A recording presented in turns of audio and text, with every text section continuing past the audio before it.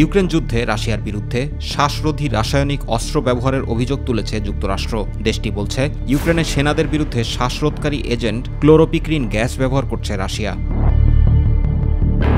এ ধরনের রাসায়নিকের অস্ত্র ব্যবহার কোনো বিচ্ছিন্ন ঘটনা নয়। সম্ভবত ইউক্রেনীয় বাহিনীকে সুরক্ষিত অবস্থান থেকে সরিয়ে দেওয়ার জন্য এবং যুদ্ধক্ষেত্রে কৌশলগত ফলাফল অর্জনের জন্য রুশ বাহিনী ইচ্ছাকৃতভাবে এসব অস্ত্র ব্যবহার করেছে। মার্কিন পররাষ্ট্র দপ্তর বুধবার এক বিবৃতিতে এ তথ্য জানিয়েছে।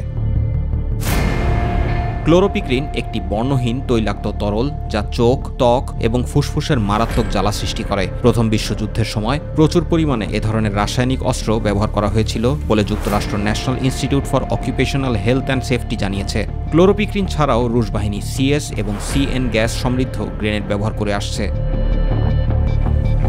যদিও কৃষিকাজে কীটনাশক হিসেবে এটি এখনও ব্যবহার করা হয়, তবে 1993 সালে রাসায়নিক অস্ত্র কনভেনশনের অধীনে এটি যুদ্ধক্ষেত্রে ব্যবহার নিষিদ্ধ করা হয়েছে।